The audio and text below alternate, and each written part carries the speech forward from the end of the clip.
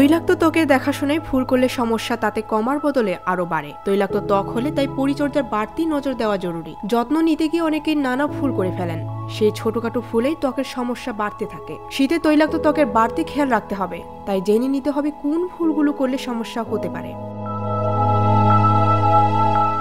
তৈলাক্ত ত্বকের ক্ষেত্রে গরম জল দিয়ে মুখ ধোয়ার অভ্যাস একেবারেই সঠিক নয়। এতে ত্বক আরো বেশি পরিমাণে তেল উৎপাদন করে, তাই মুখ ধুতে ঈষদুষ্ণ জল ব্যবহার করাই ভালো। তৈলাক্ত ত্বকের জন্য টোনার ব্যবহার করা খুবই জরুরি। ভালো মানের টোনার ত্বকের পিএইচ ভারসাম্য বজায় রাখে, তবে অ্যালকোহল মুক্ত টোনার ব্যবহার করা ভালো, না হলে ত্বক বেশি শুষ্ক হয়ে পড়তে পারে।